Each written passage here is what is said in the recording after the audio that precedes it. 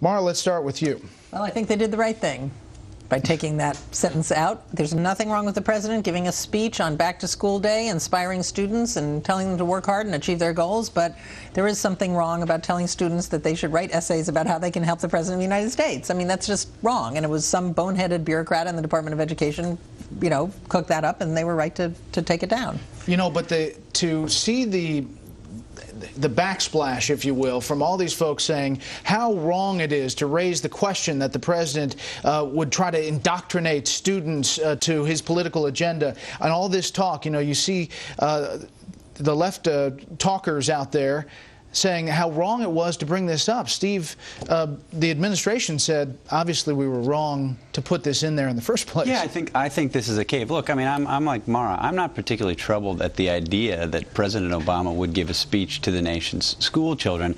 I don't agree with him on a lot. That's clear. I think he's a good role model. I mean, we could do a lot worse to have our kids look up to somebody like President Obama. That said, there's something creepy about how the Department of Education handled this. I mean, you know, there wasn't just that question about how you can help the president. It's, you know, what has he inspired you to do? And their revision of that question is now not what has he inspired you to do, it's has he inspired you to do anything? I mean, it's, you know, it's a sort of silly revision.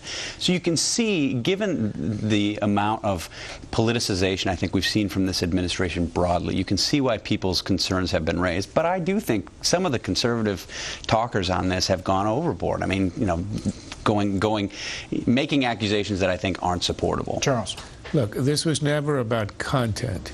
We were not going to have the president urging 8-year-olds to come out in favor of high taxes as patriotic, and anything he said would be perfectly okay. It'll be tie your shoelaces and be nice to your neighbor. And study hard. Of course. What is odd and creepy is the conception of government that underlay whoever it was in the education department, and it could have been a plural, to have a question, how can you help your president?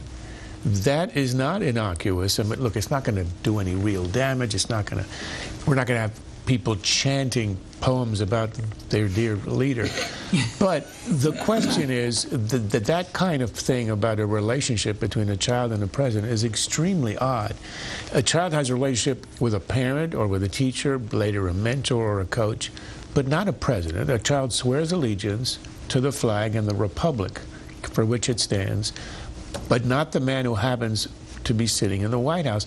That's the difference between a popular democracy, which is really a dictatorship, and a constitutional democracy. And the idea that you would want a child to have any relationship with a president is odd.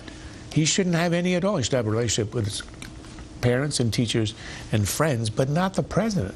We should point out, first President Bush gave a speech in 1991 that was carried coast to coast, as did President Reagan, to school children across the nation. It was the lesson plan that accompanied this particular one that caused the problem. I do want to turn the topic to health care reform and what the hell